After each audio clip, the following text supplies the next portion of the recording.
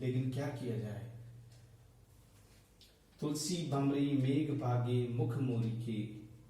तुलसीदास जी कहते हैं बेचारे बादल इतना पानी बरसाया लेकिन कुछ हुआ ही नहीं, लंका बुझ ही नहीं पा रही है, क्या करें। तो क्या करें, भ्रमित हो गए बेचारे। भमरी भमरी होती है ना, भमरी घूमती रहती है, ऐसे चक्कर चक्कर काटती रहती है। बादलों की भी स्थिति ये हो गई, बार बार जाते पानी बरसाते लेकिन पानी जल्दी खत्म हो जाता। तो भंवरी की बात ही वो तुलसीदास जी कहते हैं उनकी स्थिति हो गई। तो मेघों ने क्या किया, वहां से भागना ही सबसे ज्यादा, वो क्या है, रावण की आज्ञा का उल्लंघन करके वहां से मुख मोड़ करके भाग गए कि चलो रावण के सामने रहना ही नहीं है, हमें नहीं बुझानी है लंका। और इस तरह से लंका के उस स्थान से, उस लंका की उस अग्निकांड से वो दूर चले गए, मुंह मोड़ करके, अर्थात दूर चले गए, क्योंकि उन्होंने बहुत प्रयास किया आग बुझाने का, किंतु आग बुझ नहीं पा रही थी। आज संपूर्ण लंका को वह आग अपने आगोश में लेना चाहती थी।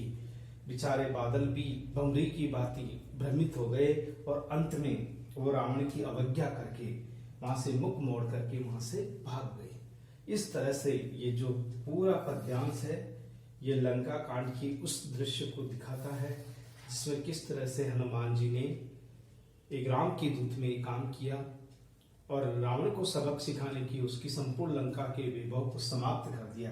किंतु रावण का अहंकार उससे उस बात को स्वीकार नहीं करना चाहता, उससे मानना नहीं चाहता, इसलिए वो वैभव देखते ही देखते नष्ट हो गया। रावण कुछ नहीं कर सका, बादलों को आदेश देता है, बेचारे बादल भी उसकी अवज्ञा नहीं कर सकते, आज्ञा मान करके तेजी से भर भर के वो समुद्र से पानी लाते हैं और लंका पे गिराते हैं। किंतु लंका की जो प्रचंड ज्वाला है उसके सामने वो टिक नहीं सके, इसलिए क्या किया, उन्होंने वहां से लंका से मुंह मोड़ करके दूर चले गए, उन्होंने बुझाना छोड़ दिया।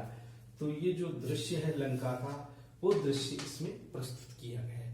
आप जब अपनी पाठ्य पुस्तक में पढ़ोगे तो निश्चित रूप से आपके समझ में आएगा। इतनी क्लिष्ट लैंग्वेज नहीं है, अवधि भाषा का प्रयोग है, प्रसाद और माधुरी गुण का इसमें प्रयोग है, अवधि भाषा का सरल और सुबोध इसमें प्रयोग है, काव्य गुण का भी प्रयोग है, साथ ही साथ इसमें वणिक छंद और मात्रिक छंद दोनों का संपूर्ण प्रयोग इसमें देखने को मिलता है। और इसके अतिरिक्त इसमें शब्द शक्ति, अभिधा, लक्षणा, व्यंजना का सरल रूप भी इसमें देखा जा सकता है। तो काव्य की जो विशेषताएं हैं, विशेषण हैं, वो हम इसमें सब में देख सकते हैं। तो ये हमारा 5वां पद्यांश था, सुंदर कांड से लंका दहन प्रसंग से। यह हमारा 5वां पद्यांश भी पूर्ण हुआ। आप ध्यान से पढ़ें, विचार करें तो निश्चित रूप से आपकी समझ में आएगा। अब हमारा जो 6ठा पद्यांश है जिसमें रावण के अहंकार को, उसकी लंका जल गई किंतु अहंकार नहीं समाप्त हुआ। रावण को यह अंदेशा है, रावण ये मानता है कि जितने भी बड़े बड़े देवी देवता हैं वे सब मेरे द्वार पर चाकर की भांति, नौकर चाकर की भांति, द्वारपाल की भांति हर समय हाथ बांधे खड़े रहते हैं। रावण की कोई भी अवज्ञा नहीं कर सकता। रावण वो शक्ति है जो जिसके सामने सभी राजा, सभी देवी देवता भयभीत रहते हैं। तो जो हमारा 6ठा पद्यांश है इसका प्रसंग है कि रावण बताता है कि चाहे आग हो, पानी हो, जल हो, लोग कोई कितना बड़ा राजा हो, मेरे सामने सदैव हाथ बांध करके खड़े रहते, अपनी अधीनता स्वीकार करते हैं। मैं श्रेष्ठ हूं, मैं सबसे बड़ा राजा हूं, मुझसे बढ़कर कोई नहीं है। अहंकार की जो भावना है वो इस पद्यांश में रावण के दंभ को प्रकट किया गया है, रावण की उस स्थिति को प्रकट किया है जिसमें वो दिग्भ्रमित हो रहा है, दिशा भ्रमित हो रहा है। उसे अहंकार का इतना, अपनी शक्ति और बल का इतना घमंड था कि वो भगवान शिव को भी अपना दास मानता है। यानी जबकि स्वयं दास है उनका, भगवान शिव से वरदान मांग करके रावण आज इतना शक्तिशाली बना है, किंतु वह अपने अहंकार में इतना खो जाता है कि स्वयं वरदान देने वाले भगवान शिव को भी अपना द्वारपाल मानता है वो। तो इस प्रकार अहंकार किसी भी रूप में ठीक नहीं है। और जितने भी देवी देवता हैं, उनके बड़े बेटे हैं या छोटी बेटियां हैं, रावण का कोई मुकाबला नहीं कर सकता। रावण ही एक ऐसा व्यक्ति है जिसका संपूर्ण ब्रह्मांड में डंका बजता है, जिसका नाम पूजा जाता है। वो रावण केवल एक सामान्य व्यक्ति नहीं है, बल्कि रावण ने बड़े बड़े राजाओं को धराशाही किया, युद्ध में पराजित किया है। रावण के सामने किसी भी व्यक्ति या किसी भी राजा की बोलने की या युद्ध लड़ने की शक्ति नहीं है। जो हमारा छठा पद्यांश है, ये छठा पद्यांश रावण की अहंकारवादी नीति को प्रकट करता है कि रावण में किस तरह का अहंकार भरा हुआ है। रावण अपने अहंकार को त्याग नहीं सकता। देखिए क्या है, पावक पवनु पानी भानु हिमवानु जमू काल लोकपाल मेरे डर डावा डोल है। रावण अपने अहंकार को प्रकट करते हुए कहते हैं, क्या कहते हैं तुलसीदास जी के शब्दों में, पावक यानी अग्नि, प्रचंड अग्नि जो सब कुछ नष्ट कर देती है, यानी अग्नि। पवनी यानी हवा, पवन वायु, आग वायु, पानी जल, भानु यानी सूर्य, सूर्य देवता, हिमवानु हिमवान स्वयं हिमालय पर्वत, जम्मू यमराज, यमराज जम्मू जम्मू का मतलब होता है यमराज, काल मृत्यु यानी काल भी, लोकपाल मेरे द्वारपाल है। ये सारे द्वारपाल है मेरे, द्वारपाल यानी दरवाजे पे खड़े रहते हैं, मेरी आज्ञा का पालन करने के लिए खड़े रहते हैं। कौन कह रहा है? अहंकार में भर करके रावण, चाहे वो अग्नि हो, वायु हो, जल हो, सूर्य हो, हिमालय पर्वत हो, यमराज हो यानी काल हो, साक्षात रूप में यमराज, काल, लोकपालु अर्थात मेरे ये द्वारपाल है। लोकपालु का मतलब होता है मेरी आज्ञा का पालन करने वाले हैं, मेरी आज्ञा का उल्लंघन नहीं कर सकता। डर डावाडोल है, ये सब भयभीत रहते हैं। डावाडोल यानी भयभीत रहते हैं, रावण के उस क्रोध से भयभीत रहते हैं, डरते हैं बेचारे, रावण का सामना नहीं कर सकते। रावण इतना अहंकारी है कि किसी की भी इतनी हिम्मत नहीं कि वो रावण का मुकाबला कर सके। तो ये सारी चीजें हैं जो जीवन की अनिवार्य चीजें हैं, चाहे वो अग्नि हो, वायु हो, जल हो, सूर्य हो, हिमालय पर्वत हो, यमराज हो, काल हो यानी मृत्यु हो। और रावण कहता है ये सब मेरे द्वारपाल है, मेरी आज्ञा पालन करने वाले हैं, लोकपाल मेरी आज्ञा का पालन करने वाले हैं। डर डावाडोल है, कहीं रावण क्रोधित न हो जाए, इस बात को लेकर के सभी भयभीत रहते हैं, सभी डरते हैं रावण की उस प्रचंड अग्नि से, रावण की उस प्रचंड क्रोध से डरते हैं। देखिए, साहेबु महेश सदा संकित रमेशु मोही महातप सहस विरंची लीनो मोल है। आगे रावण कहता है, महेशु यानी स्वयं, कौन? महेश, स्वयं साक्षात रूप में भगवान शिव, और शिव साहेब महेशु सदा संकित, भगवान शिव भी संकित रहते हैं, सशंकित रमेशु मोही, ब्रह्मा विष्णु महेश, इसका मतलब ये है ब्रह्मा विष्णु महेश, विष्णु के लिए महेश, विष्णु के लिए महेश, ब्रह्मा विष्णु महेश, रमेशु मोही, जो राम है या दूसरे देवी देवता हैं वो मुझसे सदैव क्या है? सदा संकित रहते हैं, भयभीत रहते हैं, सशंकित रहते हैं। बड़े बड़े देवी देवता स्वयं ब्रह्मा जी, विष्णु, महेश, शिव, राम सब मुझसे शंकित रहते हैं, भयभीत रहते हैं। मुझसे कोई मुकाबला या मुझसे श्रेष्ठता किसी में नहीं है। क्या है? महातप साहस विरंची लीनो होल है। रावण कहता है कि मैंने जितनी भी शक्तियां हैं, जिसे लोग मुझसे भयभीत होते हैं, तो कहते हैं मैंने बहुत बड़ा तप किया था, कई हजारों वर्ष तक साहस हिम्मत जुटाई और महातप किया मैंने, बहुत लंबा तप किया, महातप किया अपनी हिम्मत और बहादुरी से। विरंची लीनो उस ब्रह्मा जी से, ब्रह्मा जी को भी मैंने मोल ले लिया है, जो सृष्टि रचयिता है वो भी, उसको भी मैंने मोल खरीद लिया है। मैंने महान तप किया है, शिव से मैंने वरदान प्राप्त किया है, भगवान ब्रह्मा जी से को मैंने मोल खरीद लिया है, उसका मूल्य लगा दिया है। स्वयं ब्रह्मा जी मेरे अधीन हैं, मैं जैसा चाहूंगा वैसे ही होगा। विरंची यानी ब्रह्मा, इन्हें भी मोल लेके मैंने खरीद लिया है, अर्थात उनका भी, वो भी मेरे अधीन है।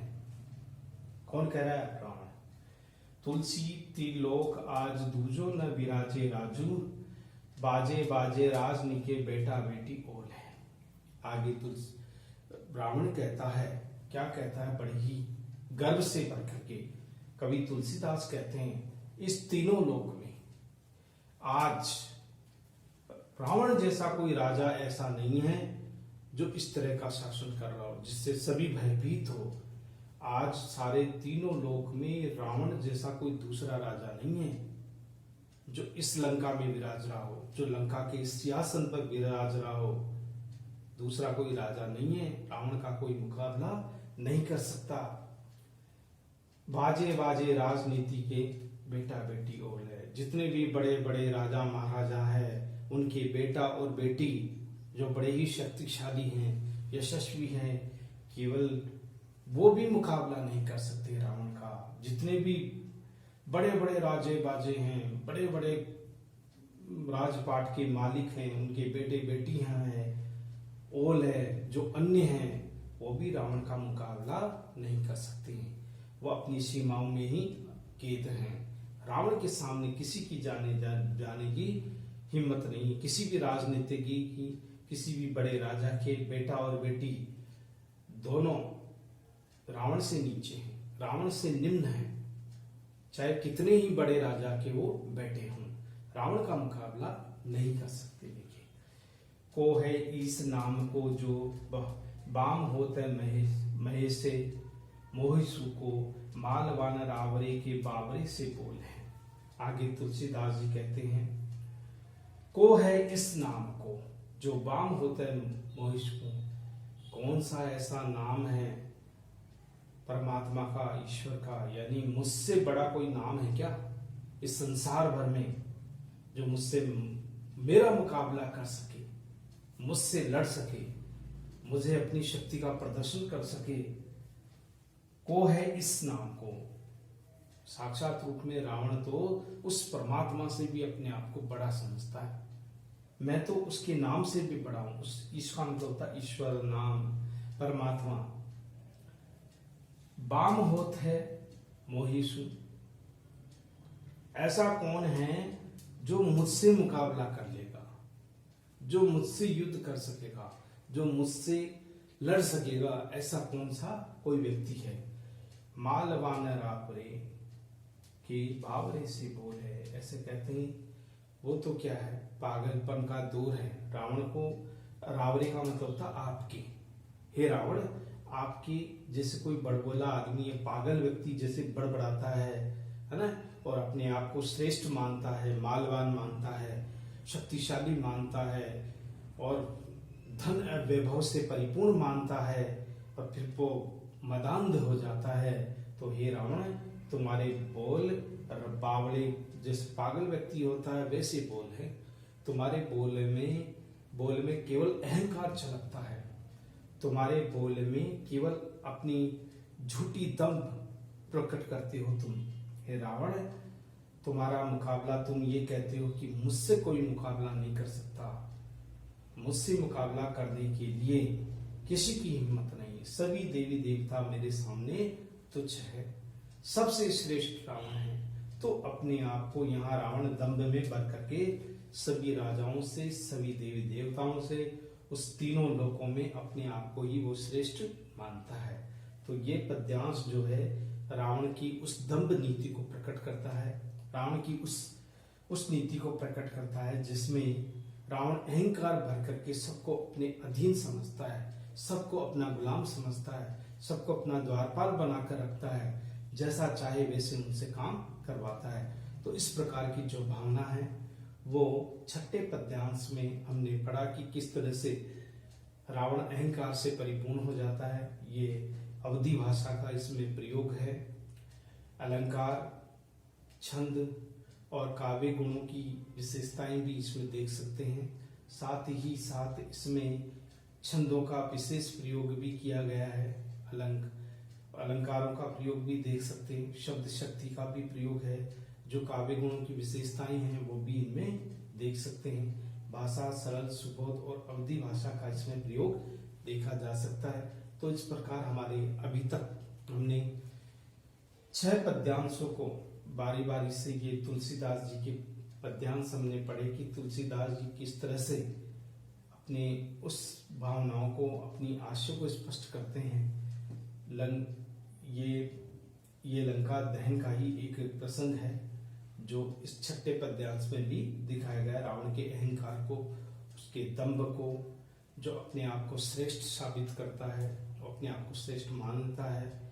वो ये कहता है कि इस तीनों लोक में मुझसे बड़ा न कोई राजा हो है और न कभी होगा। ये अहंकार पाले हुए है रावण। इसी अहंकार का प्रदर्शन इन पद्यांशों में किया गया है। इस प्रकार ये हमारे चौथा, पांचवा और छठा हमारे पद्यांश पूर्ण हो गए। तो अब हम हमारे जो शेष पद्यांश है उनका आगामी कक्षा में हम अध्ययन करेंगे। यथाशीघ्र हमारे जो शेष बच्चे जो दोहे हैं इनको भी यथाशीघ्र हम पढ़ेंगे। आपकी पाठ्य पुस्तक आपके सामने हो, निश्चित रूप से आपको इसका फायदा अवश्य मिलेगा। थैंक यू, धन्यवाद।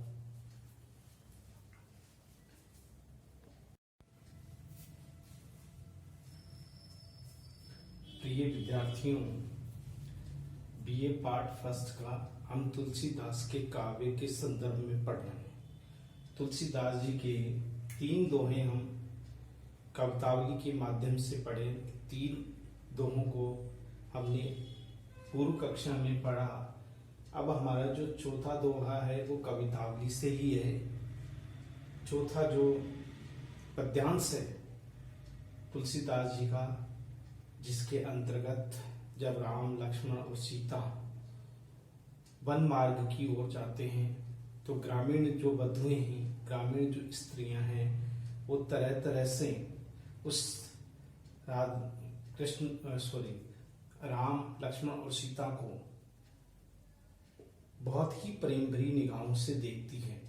तो उस समय जो मन में उनके भाव उपजते हैं और वो जानने की इच्छा मन में रखती है और किस तरह से वो सीता से उसके प्रियतम राम के बारे में जानना चाहती हैं कि तुम्हारे प्रियतम या बरधार कौन है।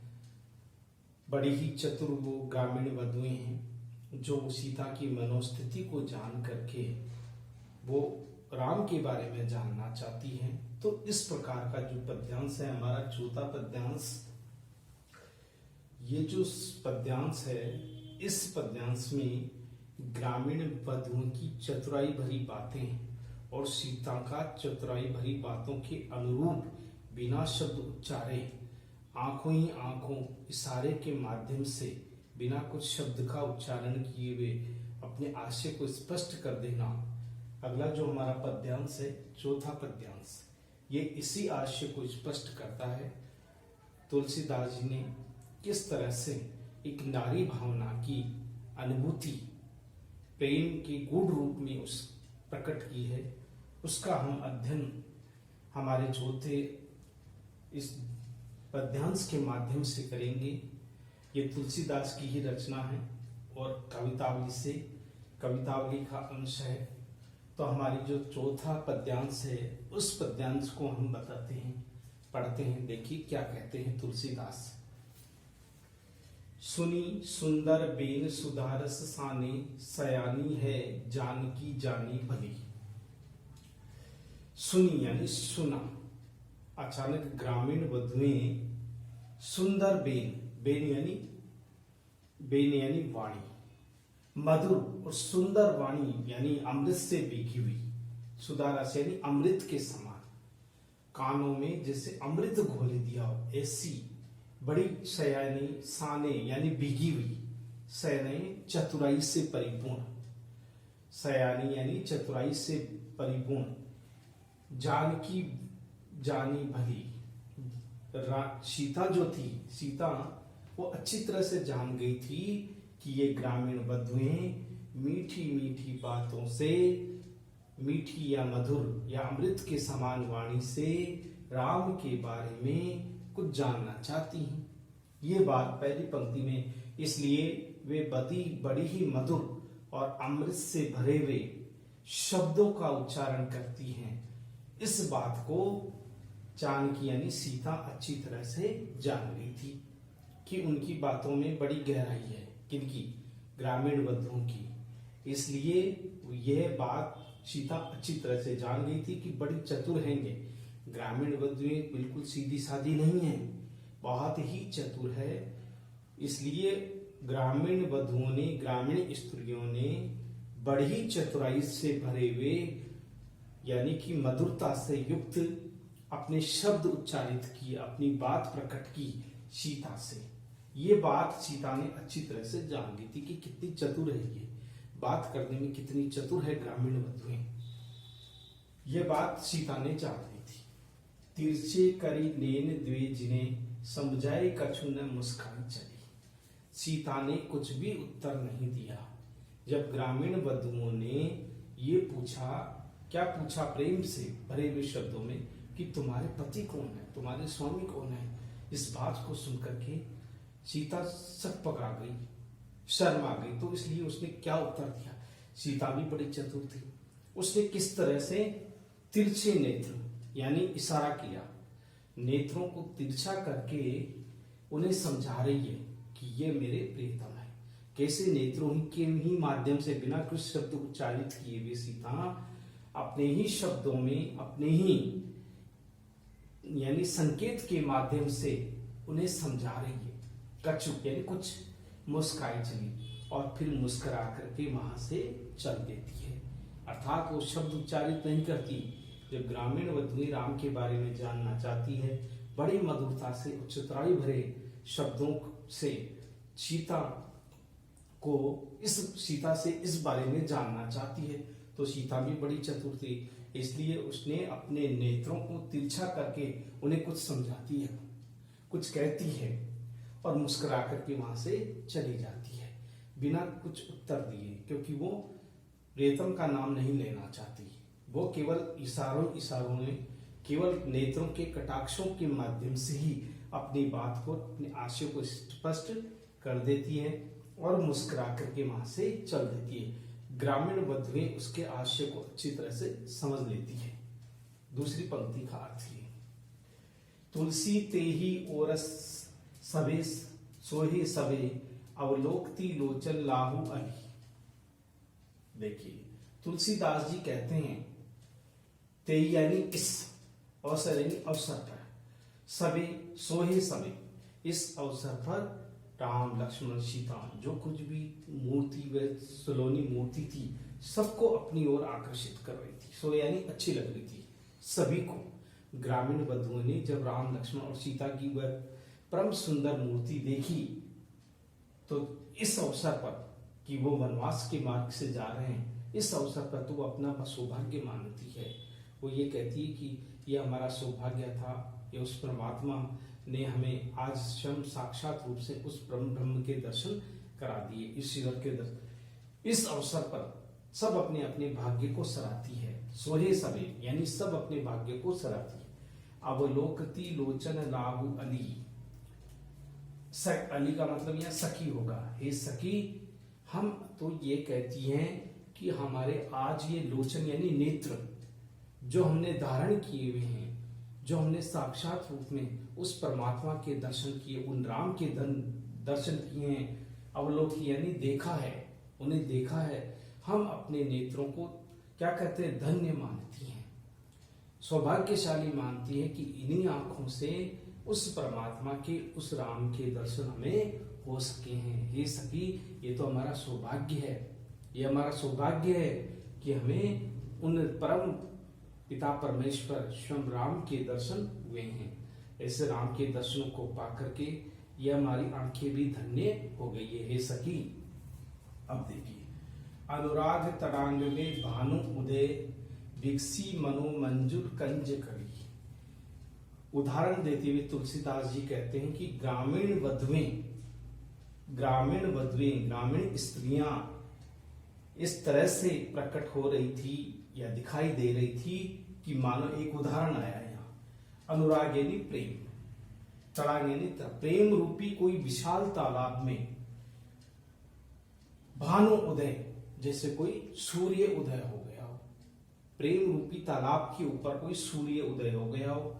विकसी मनो मंजुल कंज कली, जिस तरह से उदित होते हुए प्रेम रूपी तालाब में सूर्य के उदय होने पर जिस तरह से कमल की सुंदर कली उस खिल जाती है, विकसित का मतलब होता है खिल जाना, विकसित हो जाती है, उसी तरह से राम रूपी उस सूर्य का दर्शन करके, राम की सुंदरता का दर्शन करके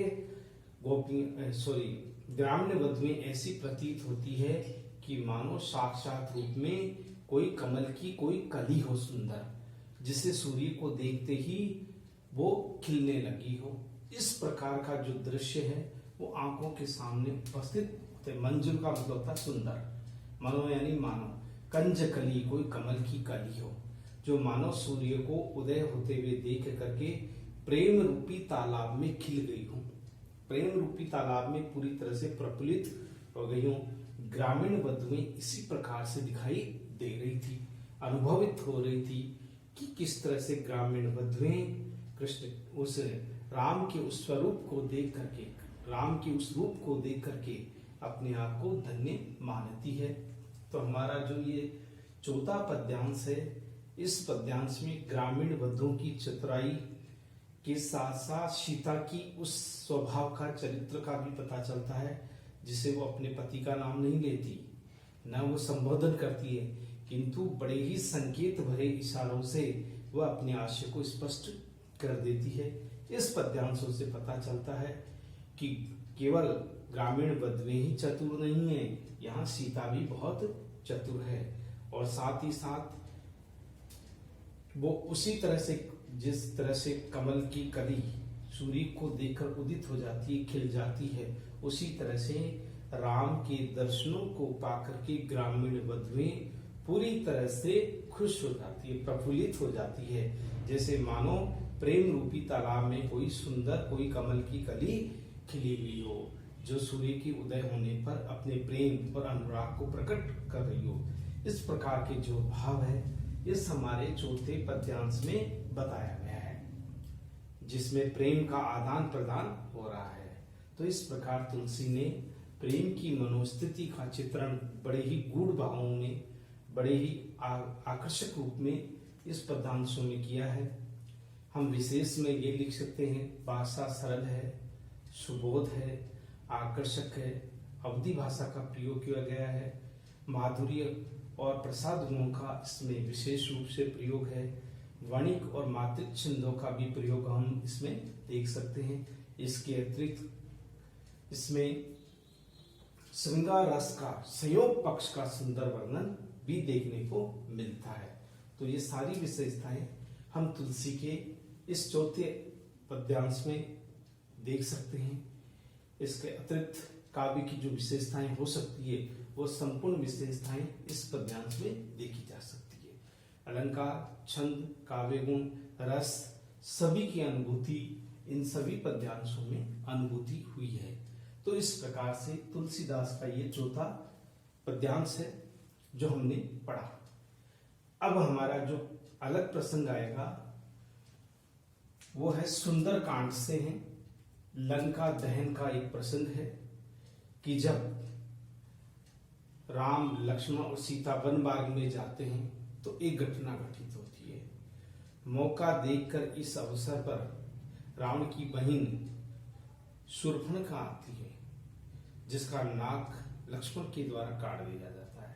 तो अपनी बहन का बदला लेने के लिए रावण किस तरह से सीता की उस सुंदरता से प्रभावित होता है और सीता को अपनी लंका उठाकर ले जाता है। राम वियोग में तलाशते हैं, बहुत दुखी होते हैं, प्रताड़ित करते हैं, तभी उनकी मुलाकात हनुमान जी से होती है हनुमान राम के परम भक्त हैं, इसलिए राम के काज को करना अपना सौभाग्य मानते हैं। इसलिए वो सीता की तलाश में लंका की ओर चले जाते हैं।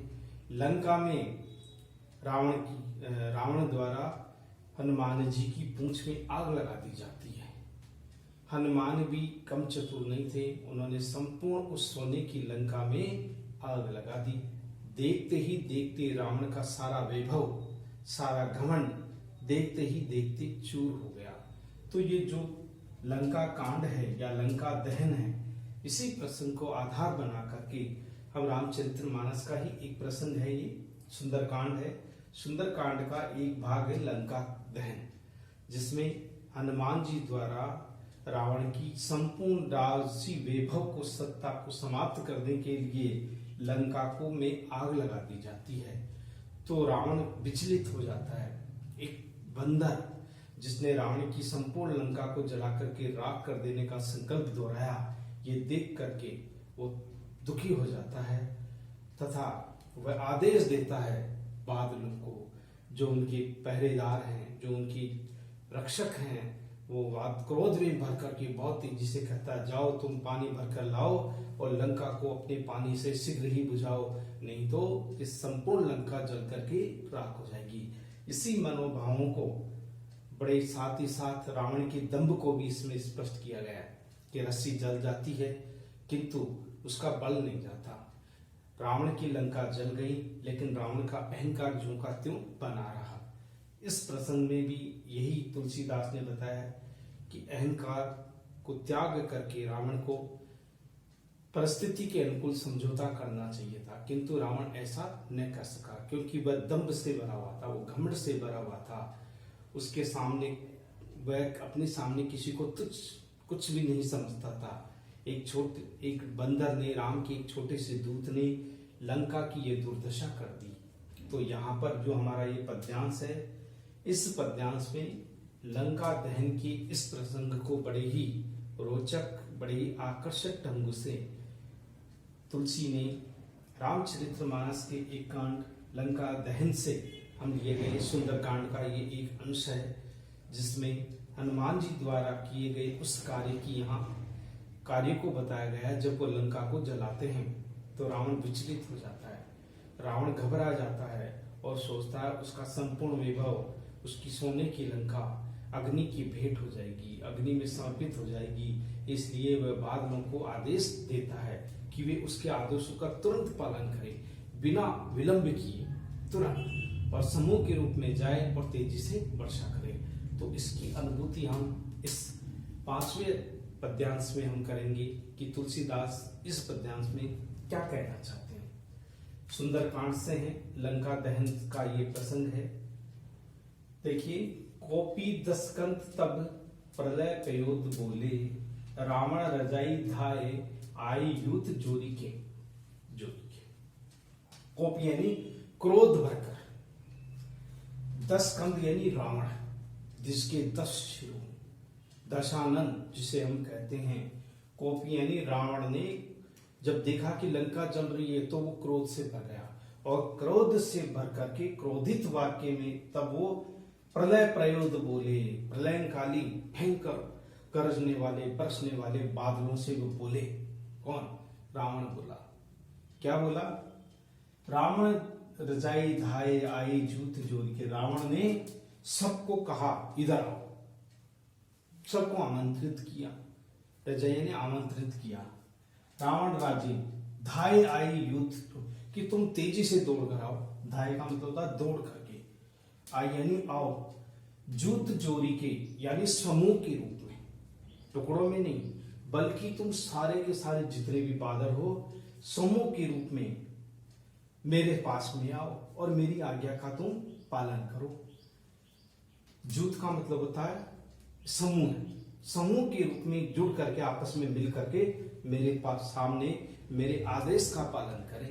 ये कौन कहता है? रावण कहता है। रावण जाता है, सबको आमंत्रित करता है, बुलाता है। आमंत्रित करना, धाय यानी दौड़ करके आओ, और मैं जो कहता हूं समूह के रूप में आओ, अकेले मत आओ, समूह के रूप में सबको साथ लेकर आओ। कौन बोला? रावण बोला। क्योंकि आज सबकी आवश्यकता है, कोई छूट नहीं जाए। कयो लंकापति लंक भरत बुझाओ बेगी, बारों बहाई मारो महावरी बोरी के। अब देखो रावण क्या बोलता है। लंका जल रही है, रावण बहुत दुखी है, उसके सामने उसकी स्वयं की लंका जल करके नष्ट हो रही है, समाप्त हो रही है। अब क्या करें?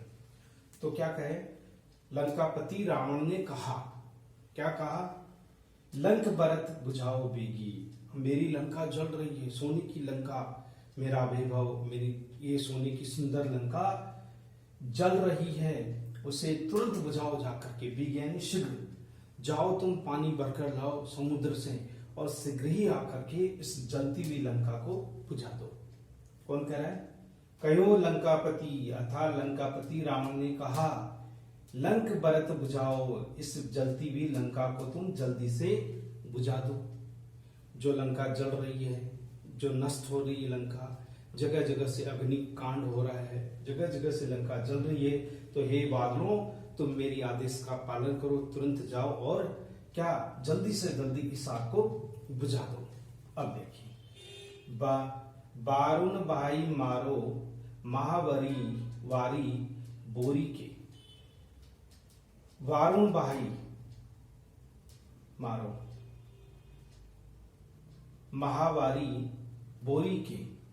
देखो, ये जितने भी बानर हैं, बारों का मतलब जितने भी, उन्हें बहा दो, जितने भी ये बंदर हैं, इतनी तेज वर्षा करो, इतना भयानक बाढ़ की जैसी स्थिति उत्पन्न कर दो कि जितने भी बंदर है वो तुम्हारी बाढ़ में बह जाए और मर जाए, पानी के अंदर समुद्र में पहुंच जाए। इतनी तेज से तुम बरसात करो, इतनी महामारी यानी भयानक रूप से जोर करके, भयंकर करके, प्रलयकारी बादलों के रूप में तुम बरसात करो। जितने भी बादल है वो तुम्हारे उस बहाव के साथ बह जाए, तुम्हारे तेज जैसे बहाव होता है पानी, उस पानी के साथ में बहकर वो मर जाए। बहाई मरो, वारुण यानी जल में, वारुण यानी जल में बहा करके उन सभी बांदरों को मार डालो, क्योंकि इतनी प्रलयकारी तुम वर्षा करो कि सारे डूब जाए, बोरी यानी डूब जाए उस पानी में, इस महाप्रलय में सारे बंदर डूब करके मर जाए। इतनी भयानक तुम वर्षा करो और सबको बहा दो, सबको वहां से बाहर कर दो।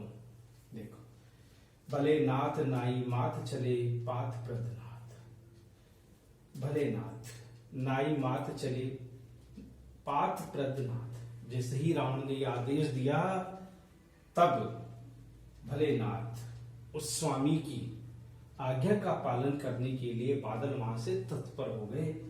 नाई मात चले, भाई ठीक है, सिर, उनकी बातों को सिरोधार्य किया। किसको? रावण की उन बातों को उन बादलों ने सिरोधार्य किया, यानी स्वीकार किया।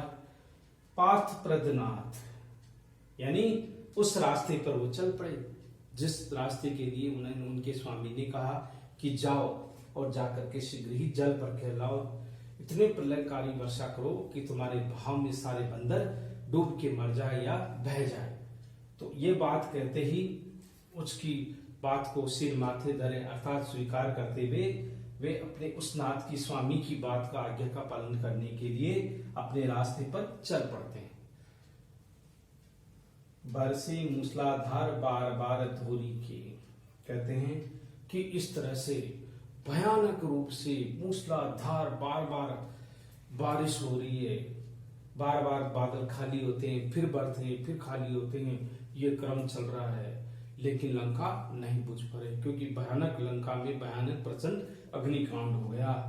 मूसलाधार बरसात बरस रही है, भयंकर रूप से बरस रही है, बार बार दौड़ दौड़ करके वो पानी भर भर के ला रहे हैं बादल, फिर भी लंका नहीं बुझ पा रही। देखिए, जीवन ते जागी आगी चर परी चौगुन लागी, जीवन ते, आज पहली बार, आज जीवन में पहली बार रावण के जागी आगी, उसके हृदय में आग लगी है। प्रतिस्पर्धा यानी जीवंत थे, जीवन में पहली बार जागी आग, पहली बार वो प्रचंड आग जगी है, उत्पन्न हुई है। चरपरी चौगुन लागी, लेकिन लंका में तो वह आग 4 गुना बढ़ गई, 4 गुना आग बढ़ रही है। मन में भी आग लगी है, मन में भी प्रचंड ज्वाला की अग्नि धधक रही है, भयंकर आग लग रही है। चौगुनी यानी 4 गुनी आग